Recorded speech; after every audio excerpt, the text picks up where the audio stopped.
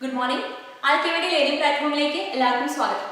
അപ്പോൾ നമ്മൾ ബയോളജിയുടെ 5ാമത്തെ ചാപ്റ്റർ അങ്ങനെ എടുത്തുകൊണ്ടിരിക്കുകയായിരുന്നു. അപ്പോൾ നമുക്ക് എല്ലാവർക്കും അറിയാം, ഇനി പഠിക്കാൻ പോകുന്ന ചാപ്റ്ററുകൾ മൊത്തം എന്ന് പറയുന്നത് നിങ്ങളെ സംബന്ധിച്ചിടത്തോളം പുതിയ കാര്യങ്ങളാണ്. ഇപ്പോൾ ഇതിൻ്റെ മുന്നേ കഴിഞ്ഞ 4 ക്ലാസ്സും എങ്ങനെയായിരുന്നു? നിങ്ങൾ 9ാം ക്ലാസ്സിലോ 8ാം ക്ലാസ്സിലോ പഠിച്ച കാര്യങ്ങളുടെ ഒരു കണ്ടിന്യൂഷൻ ആയിരുന്നു.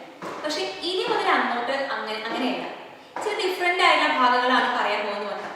അപ്പോൾ അതുകൊണ്ട് തന്നെ പറയുന്ന ഓരോ വരിയിലും ഓരോ പോയിന്റ് ഉണ്ടായിരിക്കും.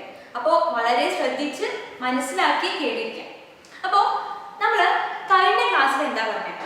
കഴിഞ്ഞ ക്ലാസ്സിൽ പറഞ്ഞ കാര്യം നമ്മൾ പ്രതിരോധ പ്രവർത്തനങ്ങളെ കുറിച്ചിട്ടല്ലേ. അതായത് നമുക്ക് ഒരു ഡിഫൻസ് സിസ്റ്റം ഉണ്ട്. ഇന്ത്യക്ക് എങ്ങനെയാണോ ആർമി, പട്ടാളം, പോലീസും ഒക്കെ ഉള്ളത്, അതേപോലെ തന്നെ നമ്മുടെ ശരീരത്തിന്റെ ഡിഫൻസ് മെക്കാനിസത്തെ കുറിച്ചിട്ടാണ് നമ്മൾ സംസാരിച്ചുകൊണ്ടിരിക്കുന്നത്. അപ്പോൾ കഴിഞ്ഞ ക്ലാസ്സിൽ നമ്മൾ പറഞ്ഞിട്ടുണ്ടായിരുന്നു, ഇതിനെ നമുക്ക് 2ആയിട്ട് തരംതിരിക്കാം അല്ലേ? എങ്ങനെയായിരുന്നു നമ്മൾ തരംതിരിച്ചിട്ടുണ്ടായിരുന്നത്? ഒന്ന് സ്കിന്ന്, പിന്നെ അതിന്റെ സെക്രീഷൻസ് അല്ലേ? ത്വക്കും അതിന്റെ സ്രവങ്ങളെ കുറിച്ചും പറഞ്ഞു. കഴിഞ്ഞ ക്ലാസ്സിൽ അതിനെ കുറിച്ചാണ് നമ്മൾ സംസാരിച്ചത് മൊത്തം. സ്കിന്ന് പറഞ്ഞ സമയത്ത് നമ്മൾ എപ്പിഡെർമിസിനെ കുറിച്ച് പറഞ്ഞു. പിന്നെ എൻ്റെ ക്ലാസ്സിന് പുറമെ നിങ്ങൾ ടെക്സ്റ്റ് ബുക്ക് എന്താ പറയുക, വളരെ വിശദമായിട്ട് ഇന്ന് വായിക്കണം. കാരണം എന്തൊക്കെയാണ് എക്സാമിന്റെ സമയത്ത് എൻ്റെ മുഖമൊന്നും ആയിരിക്കില്ല നിങ്ങൾക്ക് ഓർമ്മ വരുന്നുണ്ടാവും, ടെക്സ്റ്റ് ബുക്ക് ആയിരിക്കണം. കാരണം ടെക്സ്റ്റ് ബുക്കിൽ കറക്റ്റ് ഒന്ന് കഴിഞ്ഞ് ഒന്നായിട്ട് ഇങ്ങനെ ഓർഡറിൽ വരുന്നുണ്ട്. അപ്പോൾ ആ ഒരു പിക്ചർ നിങ്ങളുടെ മനസ്സിലേക്ക് സ്കാൻ ചെയ്ത് എപ്പോഴും വെച്ചിരിക്കണം. അപ്പോൾ ടെക്സ്റ്റ് ബുക്കിൽ തന്നെ ആ ഒരു ഓർഡറിൽ തന്നെ നമുക്ക് പറയാം. സ്കിന്ന് ആൻഡ് സെക്രീഷൻസിനെ കുറിച്ച് നമ്മൾ ആദ്യം പറഞ്ഞു. അപ്പോൾ സ്കിന്നിൽ എന്തൊക്കെ പറഞ്ഞു? നമ്മൾ എപ്പിഡെർമിസ് പറഞ്ഞു, പിന്നെ സെബേഷ്യസ് ഗ്ലാൻഡ് പറഞ്ഞു, സ്വെറ്റ് ഗ്ലാൻഡ് പറഞ്ഞു അല്ലേ? സെബേഷ്യസ് ഗ്രന്ഥി, അതേപോലെ തന്നെ സ്വേദഗ്രന്ഥി. പിന്നെ നമ്മൾ എന്ത് പറഞ്ഞു? പിന്നെ എങ്ങനെയാണ് ശ്ലേഷ്മവുമായിട്ടുള്ള ഒരു മ്യൂക്കസുമായിട്ടുള്ള ഒരു റിയാക്ഷൻ എങ്ങനെ പറഞ്ഞു. പിന്നെ ബെനിഫിഷ്യൽ ആയിട്ടുള്ള ബാക്ടീരിയ, ഉപകാരപ്രദമായിട്ടുള്ള ബാക്ടീരിയകളെ കുറിച്ച് സംസാരിച്ചു.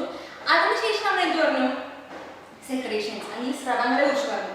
അതെങ്ങനെയായിരുന്നു? അതായത് ചെവി, മൂക്ക്, വായ, പിന്നെ അന്നനാളം, അങ്ങനെ ദഹന വ്യവസ്ഥ, ഈ ഭാഗങ്ങളിലൊക്കെയുള്ള സ്രവങ്ങളെ കുറിച്ചിട്ട് സംസാരിച്ചു. അപ്പോൾ അത് ഒരു വിഭാഗമാണ് നമ്മുടെ പ്രതിരോധ പ്രവർത്തനങ്ങളുടെ, നമ്മുടെ ഇമ്മ്യൂൺ സിസ്റ്റത്തിന്റെ ഒരു ഭാഗമാണിത്. അപ്പൊ 2ാമത്തെ ഭാഗമാണ് ബോഡി ഫ്ലൂയിഡ്സ് എന്ന് പറയുന്നത്. ശരീരദ്രവങ്ങൾ.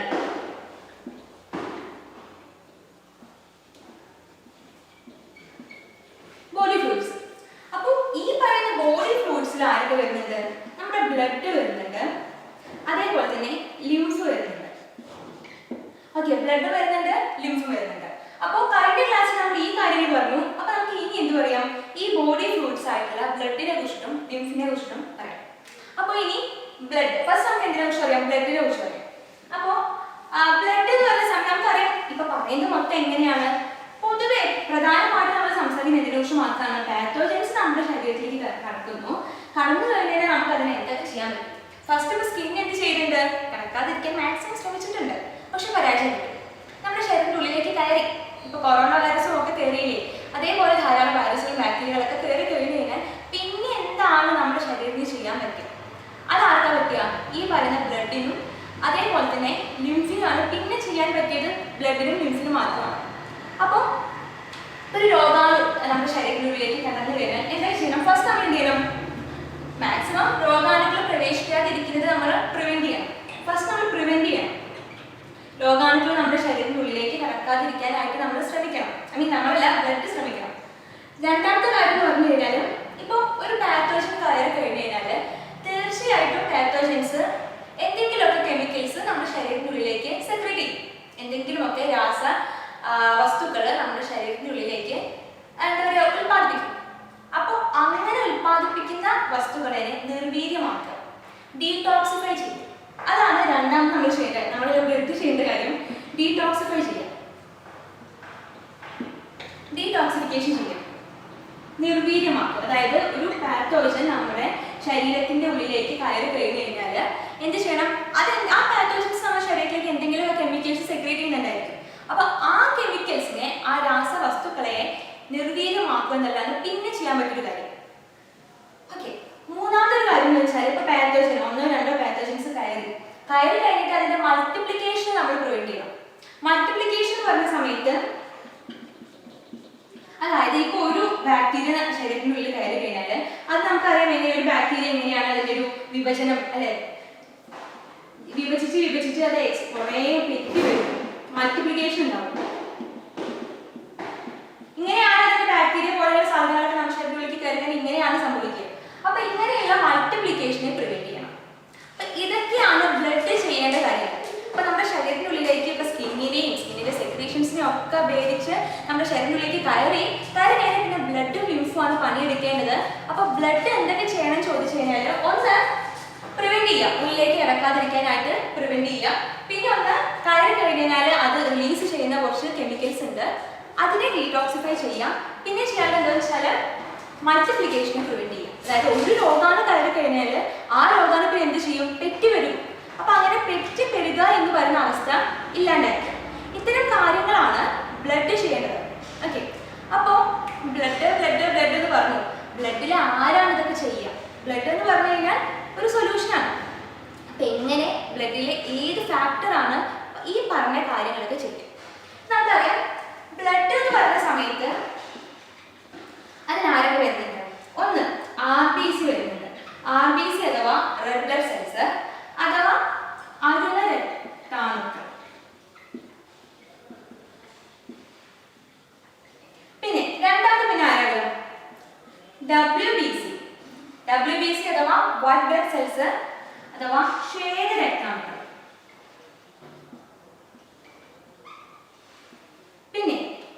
പിന്നുള്ളത് ആരാണ്? പ്ലേറ്റ്ലെറ്റ് ആണ്. അപ്പൊ ബ്ലഡ് ആണ് ഈ കാര്യങ്ങളൊക്കെ ചെയ്യേണ്ടതെന്ന് പറഞ്ഞു. അപ്പൊ ബ്ലഡ് എന്ന് പറയുന്ന സമയത്ത് RBC ഉണ്ട്, അതിൽ WBC ഉണ്ട്, പ്ലേറ്റ്ലെറ്റ് ഉണ്ട്. അപ്പൊ ഇതിൽ ആരാണ് ഈ പറഞ്ഞ കാര്യങ്ങൾ ചെയ്യുന്നത്? അപ്പൊ നമുക്ക് RBC അഥവാ അരുണ രക്താണുക്കൾ എന്താ ചെയ്യാം? എന്തായിരുന്നു ഒരു ഫംഗ്ഷൻ? എന്തായിരുന്നു? ഹീമോഗ്ലോബിൻ ഒക്കെ ഉണ്ട്. ഹീമോഗ്ലോബിൻ ഒക്കെ ഉണ്ടാകുമ്പോൾ എന്തായിരിക്കും? ഓക്സിജന്റെ ട്രാൻസ്പോർട്ടേഷൻ. നെക്സ്റ്റ് പ്ലേറ്റ്ലെറ്റ് എന്തായിരുന്നു? പ്ലേറ്റ്ലെറ്റ് എന്ന് പറയുന്നത് പ്ലേറ്റ്ലെറ്റ് ഉണ്ട്, വിറ്റാമിൻ K ഉണ്ട്. അതൊക്കെ ചെയ്തിട്ടുള്ള കാര്യം എന്തായിരുന്നു? ബ്ലഡിനെ ക്ലോട്ട് ചെയ്യിക്കുക. മുറിയൊക്കെ ആയി കഴിഞ്ഞാൽ ബ്ലഡ് രക്തം കട്ട പിടിപ്പിക്കുക എന്നുള്ളതാണ് പ്ലേറ്റ്ലെറ്റ് ഫംഗ്ഷൻ. അപ്പൊ പിന്നെ ആരായിരിക്കും ഈ പറഞ്ഞ കാര്യങ്ങളൊക്കെ ചെയ്യുന്നതായിരിക്കുക? യെസ്, WBC അഥവാ ശ്വേത രക്താണുക്കൾ. അപ്പോൾ നേരത്തെ പറഞ്ഞ പാത്തോജൻസ് ശരീരത്തിനുള്ളിലേക്ക് കയറി കഴിഞ്ഞാൽ രോഗാണുക്കളെ തടയാതിരിക്കാൻ വേണ്ടിയിട്ട് ശ്രദ്ധിക്കുക. പിന്നെ വന്നു കഴിഞ്ഞാൽ അവരുള്ളിലേക്ക് കുറച്ച് കെമിക്കൽസ് സെക്രീറ്റ് ചെയ്യുന്നുണ്ടായിരിക്കും. ആ കെമിക്കൽസിനെ ഡീടോക്സിഫൈ ചെയ്യുക. പിന്നെ അതേപോലെ തന്നെ പെറ്റ് വരുന്നതിനെ പ്രിവെന്റ് ചെയ്യുക. ഇത്തരം കാര്യങ്ങൾ ബ്ലഡാണ് ചെയ്യുന്നത്. ബ്ലഡിൽ ആരാണ് ചെയ്യുന്നത്? WBC, അതായത് ശ്വേത രക്താണുക്കൾ. ഇനി പറയാനുള്ളത് WBC എന്ന് പറയുന്ന സമയത്ത് അതൊരൊറ്റ ആളല്ല. കാരണം ചില്ലറ കാര്യം തന്നെ ചെയ്യുന്നത് കുറേ കാര്യങ്ങളുണ്ട്. ഇപ്പോൾ രോഗാണുക്കൾ എന്ന് പറയുമ്പോൾ പലതരത്തിലുള്ള രോഗാണുക്കളുണ്ട്. നമ്മൾ തന്നെ മുമ്പത്തെ ക്ലാസ്സിൽ പഠിച്ചിട്ടുണ്ട്, ബാക്ടീരിയ വരുത്തുന്ന അസുഖങ്ങൾ, വൈറസ് വരുത്തുന്ന അസുഖങ്ങൾ, വേംസ് വരുത്തുന്ന അസുഖങ്ങൾ. അതായത് അത്രയും രോഗാണുക്കളുണ്ട്. അപ്പോൾ വിവിധ തരത്തിലുള്ള രോഗാണുക്കൾ വരുന്ന സമയത്ത്, പിന്നെ ചെറുതും വലുതുമായ മുറിവുകൾ സംഭവിക്കുന്ന സമയത്ത്, ഈ സമയത്ത് എല്ലാം ഇങ്ങനെ വർക്ക് ചെയ്യാന്ന് പറയുമ്പോൾ WBC ഒരൊറ്റ ഒരാളല്ല, വിവിധ തരം ആൾക്കാരുണ്ട്. WBC എന്ന് പറയുമ്പോൾ 5 തരം WBCകളുണ്ട്, 5 തരം ശ്വേത രക്താണുക്കളുണ്ട്. അപ്പോൾ അതായത് അതിന്റെ പണിയുണ്ട്. അപ്പോൾ WBC 5 തരം ഉണ്ട്. ഓരോന്നും ഓരോ ആൾക്കാരായിട്ട് ചെയ്യും. അങ്ങനെ പണിയൊക്കെ വീതം വെച്ച് ചെയ്യുന്ന ആൾക്കാരാണ് WBC എന്ന് പറയുന്നത്. പക്ഷെ RBCക്ക് എന്തേ പണിയുള്ളൂ? ഓക്സിജനെ സംഭാവന ചെയ്യാനുള്ളതാണ്, ഓക്സിജനെ ട്രാൻസ്പോർട്ട് ചെയ്യാനുള്ളതാണ് RBCയുടെ ഫംഗ്ഷൻ. അത് ചിലർ പണിയെന്നല്ലെങ്കിൽ പോലും ഒരൊറ്റ പണിയാണല്ലോ. അപ്പൊ അത് RBC ഒരൊറ്റ ടൈപ്പ് വരുന്നുള്ളൂ. പ്ലേറ്റ്ലെറ്റും അത് അങ്ങനെ തന്നെയുള്ളൂ. പക്ഷെ WBC അങ്ങനെയല്ല, ഒരു 5 ഐറ്റം വരുന്നുണ്ട്. അപ്പൊ അത് ഏതൊക്കെയാണ് നമുക്ക് നോക്കാം. ഫസ്റ്റ് വരുന്നത് ന്യൂട്രോഫിൽ. നമ്മൾ പറയാൻ പോകുന്നത് WBC അഥവാ ശ്വേത രക്താണുക്കളുടെ ഡിഫറെന്റ് ടൈപ്പ് ഓഫ് ശ്വേത രക്താണുക്കൾ അല്ലെങ്കിൽ ഡിഫറെന്റ് ടൈപ്പ് ഓഫ് WBC അതാ പറയുന്നത്. First neutrophil. ഇംഗ്ലീഷിൽ പറയുന്നത് ന്യൂട്രോഫിൽ എന്ന് തന്നെയാണ് വരുന്നത്. എല്ലാ WBCക്കും ഒരു പേരിനെ വരുന്നത്. അപ്പൊ ന്യൂട്രോഫിൽ എന്താ ചെയ്യുന്നത് ചോദിച്ചു കഴിഞ്ഞാൽ, ഒന്ന് ബാക്ടീരിയകളൊക്കെ വന്നു കഴിഞ്ഞാൽ, വൈറസിന്റെ കാര്യമില്ല കേട്ടോ, വൈറസിന്റെ കാര്യങ്ങളെ കുറിച്ച് നമുക്ക് പിന്നീട് പറയാം. വൈറസ് എന്ന് പറയുന്നത് ഇപ്പോൾ നമുക്കറിയാം, നിപ്പ ഉണ്ട്, കൊറോണ ഉണ്ട്, HIV ഉണ്ട്. ഇത്തരം രോഗങ്ങളൊക്കെ വൈറസ് വരുന്ന രോഗങ്ങളാണ്. അപ്പൊ അതിന് നമുക്ക് എന്താ പറയാ, ഒരു പ്രത്യേകിച്ച് ഒരു മെത്തേഡ് ഇല്ലാത്തത് കൊണ്ടാണ് ഇങ്ങനെ ഇത്രയും എന്താ പറയുക ഒരു പാൻഡമിക് സിറ്റുവേഷൻ ഉണ്ടാകാനുള്ള കാരണം അതുകൊണ്ടാണ്, വൈറസുകൾ ആയതുകൊണ്ടാണ്. ഇപ്പൊ ബാക്ടീരിയ വരുന്ന അസുഖങ്ങളൊക്കെ എന്ന് പറയുമ്പോൾ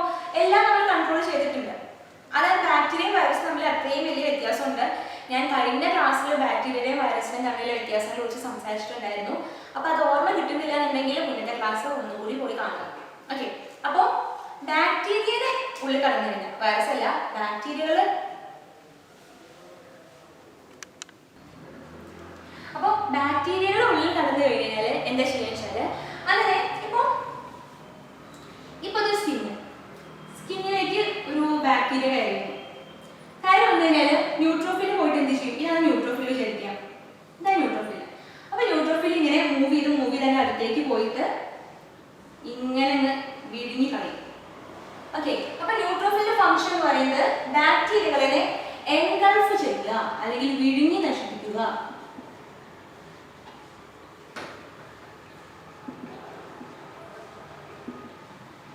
അല്ലെങ്കിൽ വിഴുങ്ങുക, ബാക്ടീരിയകളെ വിഴുങ്ങുക.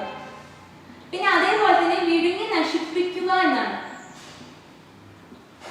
ഇപ്പോ ഇതിന്റെ ഉള്ളിലേക്ക് ബാക്ടീരിയ കയറി, ന്യൂട്രോഫിലിന്റെ ഉള്ളിലേക്ക് ബാക്ടീരിയ കയറി, ന്യൂട്രോഫിൽ ബാക്ടീരിയയുടെ ഉള്ളിലേക്ക് അങ്ങനെ വേണ്ടി പറയാം, വിഴുങ്ങിയതിനു ശേഷം അതിനെ നശിപ്പിക്കുന്നതിന് ആവശ്യമായിട്ടുള്ള രാസവസ്തുക്കളെ ആ ഒരു ബാക്ടീരിയനെ നശിപ്പിക്കണം അല്ലെ? നശിപ്പിക്കാൻ ആവശ്യമായിട്ട് എന്തൊക്കെ വേണം? എന്തെങ്കിലുമൊക്കെ കെമിക്കൽ വേണം അല്ലെ? അപ്പൊ അതിനാവശ്യമായിട്ടുള്ള കെമിക്കൽസ് സെക്രീറ്റ് ചെയ്യുക കൂടിയും ആര് ചെയ്യുന്നുണ്ട്? ഈ പറയുന്ന ന്യൂട്രോഫിൽ ചെയ്യുന്നുണ്ട്. അപ്പോൾ ബാക്ടീരിയകളെ വിഴുങ്ങി നശിപ്പിക്കുക പ്ലസ് വിഴുങ്ങി നശിപ്പിക്കാനെങ്കിൽ എൻഗൾഫ് ചെയ്ത് അതിനെ ഇല്ലാണ്ടാക്കാൻ ആവശ്യമായിട്ടുള്ള കെമിക്കൽസിനെ റിലീസ് ചെയ്യുക, അതുകൂടി ആര് ചെയ്യുന്നുണ്ട്? ന്യൂട്രോഫിൽ ചെയ്യുന്നുണ്ട്. പ്ലസ് എന്തുകൂടി ഉണ്ട്? അതിനാവശ്യമായിട്ടുള്ള കെമിക്കൽസിനെ സെക്രീറ്റ് ചെയ്യുക കൂടി ആര് ചെയ്യുന്നുണ്ട്? ന്യൂട്രോഫിൽസ് ചെയ്യുന്നുണ്ട്.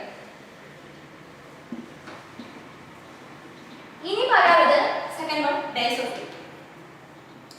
ബേസോഫിൽ എന്ന് പറയുമ്പോൾ ഇച്ചിരി മടിയുള്ള ആളാണ്. എന്നെ കൊണ്ടെന്ന് പറയുക ഇങ്ങനെ വിഴുങ്ങി നശിപ്പിക്കാന്ന് പറഞ്ഞിട്ട് എന്ത് ചെയ്യും?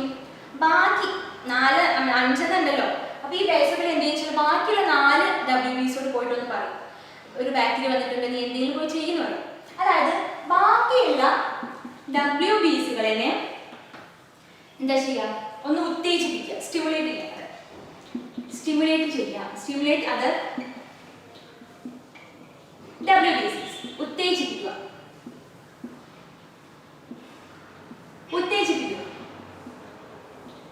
ഓക്കെ, അപ്പൊ ബേസോഫിൽ എന്താ ചെയ്യുക? ബാക്കിയുള്ള WBCയോട് പോയിട്ട് പറയും, വന്നിട്ടുണ്ടോ ഒന്ന് ഉത്തേജിപ്പിക്കുക, ഒന്ന് പണിയെടുക്കുന്ന പറഞ്ഞിട്ട് പോയി പറയും, ഒന്നിങ്ങനെ ഉന്തി വിടും. അതാണ് ആര് ചെയ്യുക? ബേസോഫിൽ ചെയ്യുക. ഓക്കെ, അപ്പൊ ബേസോഫിലിന്റെ ഫംഗ്ഷൻ എന്താണ്? മറ്റുള്ള WBCകളെ ഉത്തേജിപ്പിക്കുക അല്ലെങ്കിൽ സ്റ്റിമുലേറ്റ് ചെയ്യുക. പിന്നെ അതേപോലെ തന്നെ ഒരു കാര്യം ചെയ്യും, അത്രയ്ക്ക് വലിയ മടിയൊന്നുമല്ല. ഈ രോഗാണുക്കൾ വന്നു കഴിഞ്ഞാൽ ബാക്കിയുള്ളവരൊന്ന് പണിയെടുത്തോട്ടെ എന്ന് വിചാരിച്ചിട്ട്, ബാക്കിയുള്ള WBCകൾ പൊക്കോട്ടെ എന്ന് വിചാരിച്ചിട്ട് ആ ഭാഗത്തെ രക്തക്കൊള്ളിന്റെ വീതി ഒന്ന് കൂട്ടിക്കൊടുക്കും. അതെങ്കിലൊക്കെ ചെയ്യണ്ടല്ലേ? ഓക്കെ, അപ്പൊ ബേസോഫിൽ എന്ത് ചെയ്യും? ബാക്കിയുള്ള WBCകളെ സ്റ്റിമുലേറ്റ് ചെയ്യും പോയി പണിയെടുക്കാനായിട്ട്. പിന്നെ അതേപോലെ തന്നെ നമ്മുടെ ബ്ലഡ് വെസൽസിന്റെ ആ ഒരു വീതി ഒന്ന് കൂട്ടി കൊടുക്കും.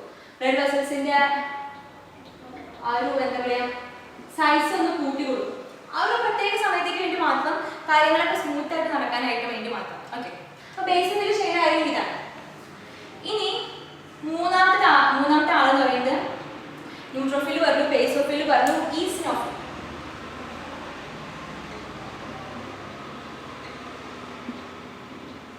ഈസിനോഫിൽ ചെയ്യുന്ന കാര്യം എന്താ വെച്ചാൽ, ഇപ്പോ ഈ അന്യവസ്തുക്കൾ നമ്മുടെ ശരീരത്തിലേക്ക് പാത്തോജൻസ് വരുന്നുണ്ട് അല്ലെ?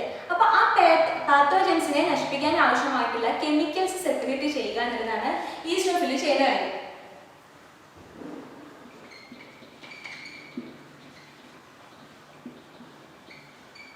അതായത് ബാക്കിയുള്ള പാത്തോജൻസ് നമ്മുടെ ശരീരത്തിലേക്ക് വരുന്ന സമയത്ത്, ബാക്ടീരിയ പോലെയുള്ള ആൾക്കാർ നമ്മുടെ ശരീരത്തിലേക്ക് കടക്കുന്ന സമയത്ത് അതിനെ കില്ല് ചെയ്യാൻ ആവശ്യമായിട്ടുള്ള, നശിപ്പിക്കാൻ ആവശ്യമായിട്ടുള്ള കെമിക്കൽ സബ്സ്റ്റൻസുകൾ ഉണ്ടാക്കുക എന്നുള്ളതാണ് ആരുടെ ഫംഗ്ഷൻ? ഈ പറയുന്ന ഈസിനോഫിലിന്റെ ഫംഗ്ഷൻ. ഇനി നാലാമത്തെ ആളാണ് മോണോസൈറ്റ്. മോണോസൈറ്റിന്റെ ഫംഗ്ഷൻ എന്താണെന്ന് വെച്ചാൽ ഇതേപോലെ തന്നെ നമ്മുടെ ന്യൂട്രോഫിൽ ചെയ്ത അതേ കാര്യം തന്നെയാണ് മോണോസൈറ്റിൽ ചെയ്യുക. അതായത് വിഴുങ്ങി നശിപ്പിക്കുക. ബാക്ടീരിയകളൊക്കെ വന്നു കഴിഞ്ഞാൽ അതിനെ വിഴുങ്ങി നശിപ്പിക്കുക എന്നുള്ളതാണ് മോണോസൈറ്റിന്റെ ഫംഗ്ഷൻ. അപ്പോൾ ഈ മോണോസൈറ്റ് ന്യൂട്രോഫിലിനെ ഒന്ന് ഓർത്ത് വെച്ചോളൂ, നമുക്ക് വേറൊരു സ്ഥലത്ത് ആവശ്യം വരുന്നുണ്ട്. ഓക്കെ, അപ്പൊ മോണോസൈറ്റും ലിംഫോസൈറ്റും എന്താ ചെയ്യുന്നത്? എൻഗൾഫ് ചെയ്യാം, ബാക്ടീരിയകളെ എൻഗൾഫ് ചെയ്യുക എന്നുള്ളതാണ് മോണോസൈറ്റുകളുടെ ഫംഗ്ഷൻ. ഇനിയാണ് വരുന്നത് നമ്മുടെ ലിംഫോസൈറ്റ്. ലിംഫോസൈറ്റ് ആള് ചില്ലറക്കാരനാണ്.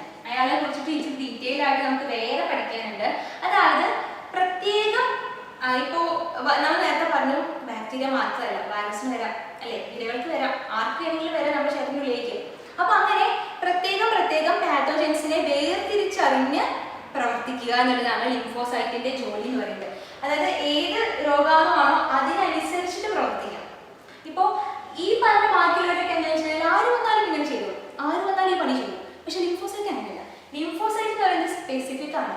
വരുന്ന രോഗാണുക്കളെ നോക്കി തരം നോക്കി നമുക്ക് മുട്ടാൻ പറ്റിയതാണോ എന്നൊക്കെ അറിഞ്ഞ് വേർതിരിച്ച് പണിയെടുക്കുക എന്നുള്ളതാണ് ലിംഫോസൈറ്റുകളുടെ പണി എന്ന് പറയുന്നത്. അതായത് രോഗാണുക്കളെ പ്രത്യേകം തിരിച്ചറിഞ്ഞ് അതിന് വേണ്ട പ്രവർത്തനങ്ങൾ ചെയ്യുക.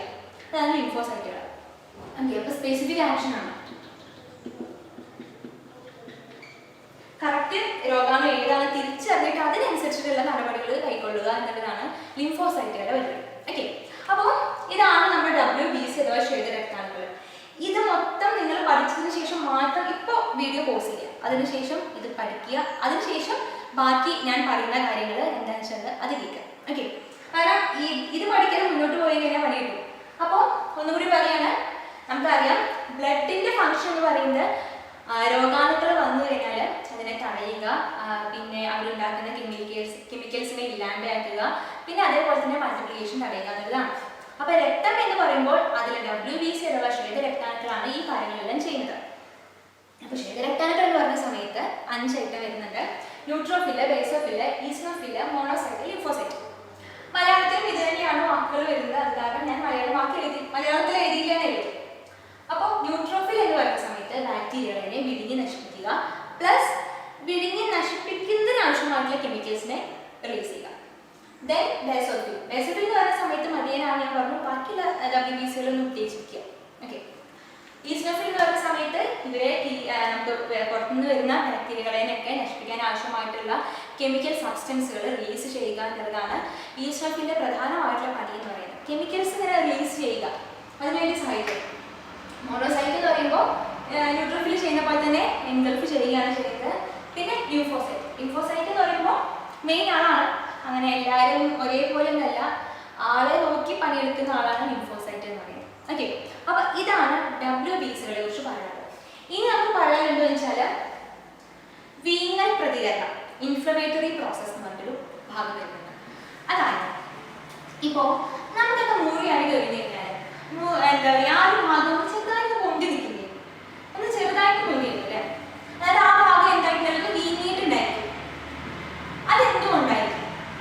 അതാണ് വീങ്ങൽ പ്രതികരണം അല്ലെങ്കിൽ ഇൻഫ്ലമേറ്ററി പ്രോസസ് എന്ന് പറയുന്നതാണ്. അതായത് നമുക്ക് മുറിയൊക്കെ ആയി കഴിഞ്ഞാൽ അവിടെ എന്തായാലും രോഗാണുക്കൾ കയറിയിട്ടുണ്ടായിരിക്കും. നമ്മുടെ പരിസരം എന്ന് പറയുന്നത് മാത്രം ശുചിയായിട്ടുള്ള ഒരു സാധനം ആയതുകൊണ്ട് തന്നെ എന്തായാലും മുറിയായ രോഗാണുക്കൾ കയറിയിരിക്കും, സംശയമില്ല.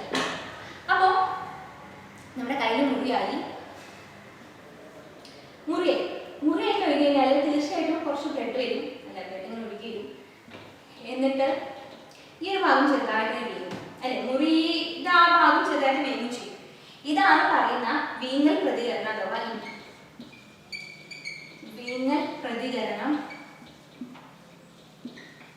അഥവാ inflammatory response, inflammatory process of inflammatory response.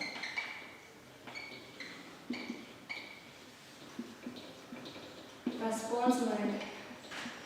Okay, അപ്പൊ മുറി ആയി കഴിഞ്ഞാൽ അവിടെ ഒന്ന് നീങ്ങി നിൽക്കും, അതിനാണ് ഇൻഫ്ലമേറ്ററി റെസ്പോൺസ് എന്ന് പറയുന്നത്. അപ്പൊ അതെന്തുകൊണ്ടാണ്? ഇപ്പൊ നമ്മൾ നേരത്തെ WBCകളെ കുറിച്ച് സംസാരിച്ചു, ഓരോ WBCകളും ചെയ്യുന്ന ജോലിയെ കുറിച്ച് സംസാരിച്ചു. അപ്പൊ അതിനൊക്കെ ഒരു ഭാഗത്ത് ഒന്ന് പണിയെടുക്കുമ്പോൾ തീർച്ചയായിട്ടും എന്ത് സംഭവിക്കും? ഒന്ന് മുളച്ചു നിൽക്കും. അതന്നെയുള്ളൂ, സിമ്പിളാണ്. ഇപ്പോ ഇവിടെ മുറിയായി കഴിഞ്ഞാൽ രോഗാണുക്കൾ എന്തായാലും പ്രവേശിക്കും. രോഗാണുക്കൾ പ്രവേശിക്കുന്ന സമയത്ത് തീർച്ചയായിട്ടും അങ്ങോട്ട് WBCകൾ വരും. WBCകൾ വന്നു കഴിഞ്ഞാൽ കുറച്ച് അതിന് പേര് നിൽക്കണമല്ലോ. നിൽക്കുന്ന സമയത്ത് അവിടെ ഒരു പൊന്തൽ ഉണ്ടാവുമല്ലോ, അത് തന്നെയാണ് വീങ്ങൽ പ്രതികരണം അഥവാ ഇൻഫ്ലമേറ്ററി റെസ്പോൺസ് എന്ന് പറയുന്നത്. പക്ഷെ ഇച്ചിരി ഒരു സയന്റിഫിക് ആയിട്ടൊക്കെ ശാസ്ത്രീയപരമായിട്ട് സംസാരിക്കുകയാണെന്നുണ്ടെങ്കിൽ, അതായത് ഫസ്റ്റ് എന്ത് സംഭവിക്കുന്നു, നമ്മുടെ കയ്യിൽ മുറി ഉണ്ടാകും, അല്ലെ, മൂന്ന് സംഭവിക്കുന്നത് മുറിവ് പറ്റുന്നു. ഓക്കെ, മുറിവ് പറ്റുന്നു. മുറിവ് പറ്റി കഴിഞ്ഞാൽ തീർച്ചയായിട്ടും എന്ത് സംഭവിക്കും? രോഗാണുക്കൾ അല്ലെങ്കിൽ പാത്തോജൻസ് നമ്മുടെ ശരീരത്തിന്റെ ഉള്ളിലേക്ക് കിടക്കും. പാത്തോജൻസ് കടന്നു കഴിഞ്ഞാൽ ഇപ്പൊ ആ ഭാഗത്ത്, ഇപ്പൊ ഈ ഒരു ഭാഗം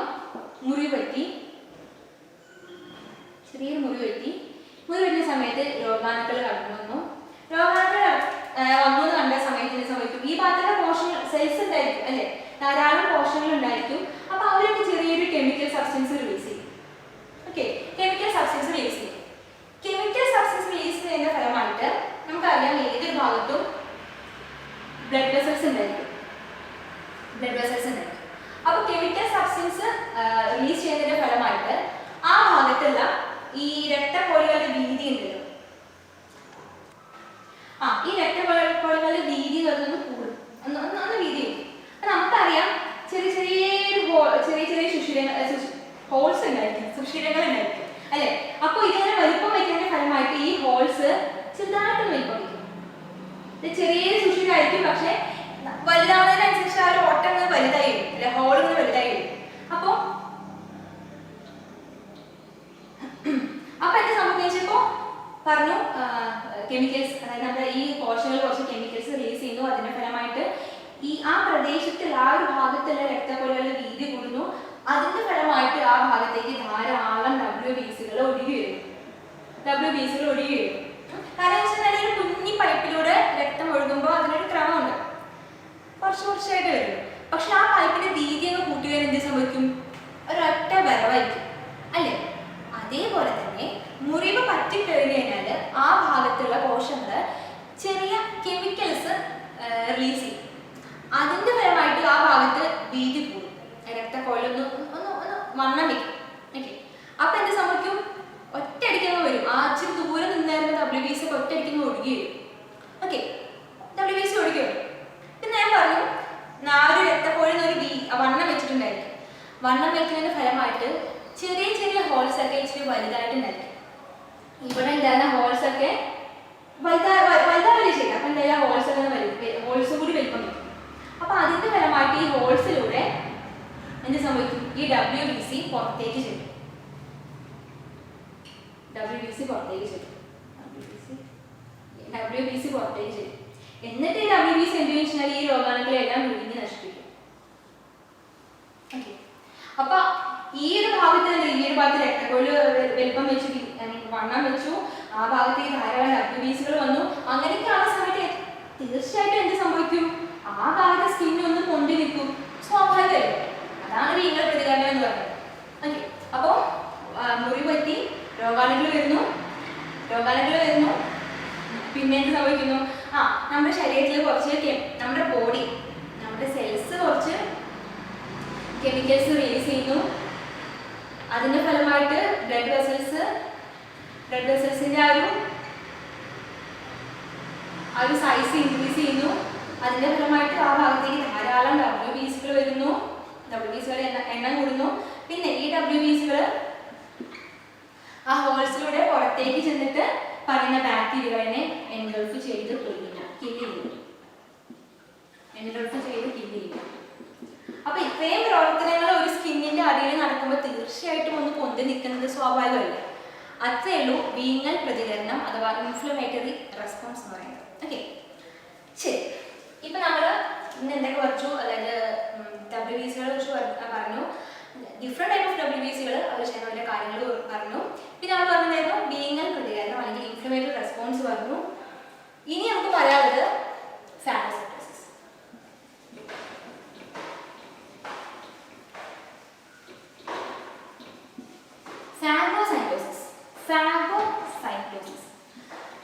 അതായത് ഇപ്പോ നമ്മൾ ഇത്ര നേരം പറഞ്ഞ കാര്യങ്ങൾ തന്നെയാണ് വിഴുങ്ങി നശിപ്പിക്കുക, അതിനെ കുറിച്ച് കാര്യങ്ങളൊക്കെ പറഞ്ഞിട്ടുണ്ടായിരുന്നു. അപ്പോ ഫാഗോസൈറ്റോസിസ് എന്ന് പറഞ്ഞ ആ ഒരു പ്രവർത്തനത്തെ കുറച്ചുകൂടി വിശദമാക്കി പറയുന്നു എന്നേ ഉള്ളൂ. അതായത് ഇപ്പോ നേരത്തെ പറഞ്ഞു മുറിവ് പറ്റിയ സമയത്ത് ഉള്ളിലേക്ക് വന്നു. ഉള്ളിലേക്ക് വരുന്ന സമയത്ത് WBCകൾ വരുന്നു, അതിനെ വിഴുങ്ങി നശിപ്പിക്കുന്നു. ഈ പറയുന്ന വിഴുങ്ങി നശിപ്പിക്കുക എന്ന് പറയുന്ന ഒരു പ്രത്യേക ഒരു പ്രവർത്തനം ഉണ്ടല്ലോ, അതാണ് ഫാഗോസൈറ്റോസിസ്. അതായത് വീങ്ങൽ പ്രതികരണം ആയിക്കോട്ടെ, ഫാഗോസൈറ്റോസിസ് ആയിക്കോട്ടെ, മുറിവുണങ്ങൾ ആയിക്കോട്ടെ, എല്ലാം ഒരേ സമയം നടക്കുന്ന കാര്യങ്ങൾ തന്നെയാണ്. പക്ഷെ അതിനെ നമ്മൾ ഓരോന്നിനും എടുത്ത് സെപ്പറേറ്റ് എടുത്ത് പറയുന്നേ ഉള്ളൂ. അപ്പോൾ ഈ മുറിവ് ഉണങ്ങാൻ വേണ്ടിയിട്ടുള്ള വീങ്ങൽ പ്രതികരണവുമായി ബന്ധപ്പെട്ട് തന്നെ നടക്കുന്ന ഒരു കാര്യമാണ് ഫാഗോസൈറ്റോസിസ് എന്ന് പറയുന്നത്. അപ്പൊ നമുക്ക് നോക്കാം ഫാഗോസൈറ്റോസിസ്.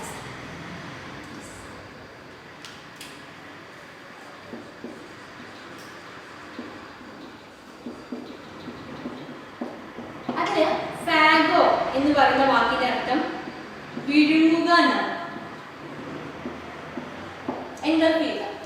സൈറ്റോസിസ് എന്ന് പറഞ്ഞ സമയത്ത് സൈറ്റ് എന്ന് പറഞ്ഞ സമയത്ത് നമ്മുടെ സെല്ലുണ്ടല്ലോ, അതാണ് കോശം. അപ്പോ ഫാഗോസൈറ്റോസിസ് എന്ന് പറയുന്ന സമയത്ത് ഏതെങ്കിലും ഒരു കോശത്തെ നമ്മൾ വിഴുങ്ങി നശിപ്പിക്കുക. അപ്പൊ ബാക്ടീരിയ എന്ന് പറയുന്ന ഒരു കോശമാണല്ലോ, അപ്പൊ ആ കോശത്തെ നമ്മൾ വിഴുങ്ങിയിട്ട് നശിപ്പിക്കുക, അതിനെയാണ് ഫാഗോസൈറ്റോസിസ് എന്ന് പറയുന്നത്. ഇനി അത് എങ്ങനെയാണ് നടക്കുന്നത് എന്നുള്ളത് പറയാം.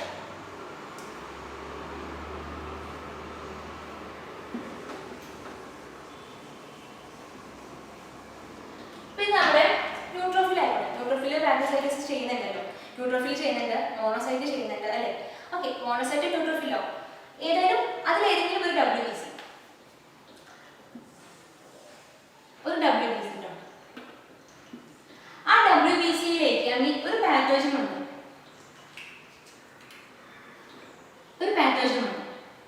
അപ്പോൾ ഈ WBC എന്ത് ചെയ്യുന്നത്, പാത്തോജന്റെ അടുത്തേക്ക് പോകും. അടുത്തേക്ക് പോയിട്ട് ഇതിനെ അങ്ങ് വിഴുങ്ങും. ഓക്കെ, ഈ ബാക്ടീരിയ എന്ത് ചെയ്യുന്നത്, ബാക്ടീരിയ ഇത് നമ്മുടെ WBC. ഈ WBC ഈ പറയുന്ന ബാക്ടീരിയനെ അങ്ങ് വിഴുങ്ങും. വിഴുങ്ങുക എന്ന് പറയുമ്പോൾ വിഴുങ്ങുന്ന സമയത്ത് അത് എന്തെങ്കിലും ഒരു മെംബ്രെയിൻ സാക്കിന്റെ ഉള്ളിലേക്കായിരിക്കും വിഴുങ്ങുന്നതായിരിക്കും. അതായത് ഇപ്പോൾ ഇങ്ങനെയുള്ളൊരു സംഭവമാണ്, ഇതൊരു ബാക്ടീരിയ ഉണ്ട്. അപ്പൊ എന്ത് ചെയ്യുന്നത്, ഒന്ന് ഇങ്ങനെ അപ്പൊ എന്താ വെച്ചാൽ ഒരു ചെറിയൊരു മെംബ്രെയിൻ സാക്ക് പോലെ ആയിരിക്കും. ഇതിന്റെ ഉള്ളിൽ ഒരു ചെറിയൊരു മെംബ്രെയിന്റെ സാക്ക് അല്ലെങ്കിൽ സ്ഥലസഞ്ചി അല്ലെങ്കിൽ മെംബ്രെയിൻ സാക്ക്. ഓക്കെ, അതായത് ഒരു ബാക്ടീരിയ വന്നു കഴിഞ്ഞാൽ അതിനെ ഈ പറയുന്ന WBC എന്ത് ചെയ്യും, ഫാഗോസൈറ്റോസിസ് ചെയ്യും അല്ലെങ്കിൽ എൻഗൾഫ് ചെയ്യും. എൻഗൾഫ് ചെയ്യാൻ പറയുന്ന സമയത്ത് ഒരു മെംബ്രെയിൻ സാക്കിന്റെ ഉള്ളിലേക്കാണ് ഈ ബാക്ടീരിയനെ എടുത്തു വയ്ക്കുന്നത്. ഓക്കെ, അപ്പൊ നമുക്കറിയാം നമ്മുടെ കോശത്തിലൊക്കെ ആരൊക്കെ ഉണ്ട്, ലൈസോസോം എന്ന് പറഞ്ഞ സംഭവമുണ്ട് അല്ലെ. നമ്മുടെ കോശത്തിലായിക്കോട്ടെ WBC നമ്മുടെ കോശം തന്നെയാണല്ലോ. ഓക്കെ, അതിനൊക്കെ എന്തുണ്ട്, ലൈസോസോം എന്ന് പറയുന്ന ഒരു ഓർഗനിലുണ്ട്, ഒരു കോശാംഗമുണ്ട്. അപ്പൊ ഈ ലൈസോസോമിന്റെ ഫംഗ്ഷൻ എന്താണെന്ന് വെച്ചാൽ നമുക്കറിയാം, എന്താ പറയുക, സൂയിസൈഡൽ ബാഗ് എന്ന് പറയപ്പെടുന്നത് ലൈസോസോമാണ് അല്ലെ. അതായത് എന്താ വെച്ചാൽ അതിൽ എന്തെങ്കിലും കെമിക്കൽസ് ഉണ്ടായിരിക്കും, ആ കെമിക്കൽസിന് ഈ പറയുന്ന ബാക്ടീരിയനെ കില്ല് ചെയ്യാനുള്ള, കൊല്ലാനുള്ള കഴിവുണ്ട്. ഓക്കെ, അപ്പോൾ ഇങ്ങനെ ബാക്ടീരിയ ഉള്ളിലേക്ക് കയറുന്നു. ബാക്ടീരിയ ഉള്ളിലേക്ക് കയറി കഴിഞ്ഞാൽ അതൊരു സ്ഥലസഞ്ചിക്കുള്ളിലാക്കിയിട്ടായിരിക്കും വെച്ചിട്ടുണ്ടായിരിക്കുക. അപ്പോൾ ഈ WBC ഉള്ളിൽ തന്നെ ആരുണ്ടായിരിക്കും, ലൈസോസോം ഉണ്ടായിരിക്കും. ഈ ലൈസോസോം ഈ സ്ഥലസഞ്ചിയുമായിട്ട് കണക്ട് ചെയ്യും. ഇത് നമ്മളൊരു കണക്ഷൻ വെക്കും. ഓക്കെ, ഒരു കണക്ഷൻ വെക്കും. കുറച്ചും കൂടി കഴിഞ്ഞാൽ എന്ത് ചെയ്യും, ഇത് നമ്മൾ അങ്ങ് ജോയിന്റ് ആവും. ജോയിന്റ് ചെയ്ത് കഴിഞ്ഞാൽ എന്ത് സംഭവിക്കും, ഇതിൽ കുറേ കെമിക്കൽസ് ഉണ്ടായിരിക്കും. ഈ കെമിക്കൽസ് ഇതിൻ്റെ ഉള്ളിലേക്ക് തന്നെ വിടും. വിട്ട് കഴിഞ്ഞാൽ എന്ത് സംഭവിക്കും, ഈ ബാക്ടീരിയനെ പറ്റങ്ങില്ലാണ്ട് പിന്നെയാണ് നമ്മുടെ സ്വന്തം ലൈസോസോം മാത്രം ഉണ്ടാവും.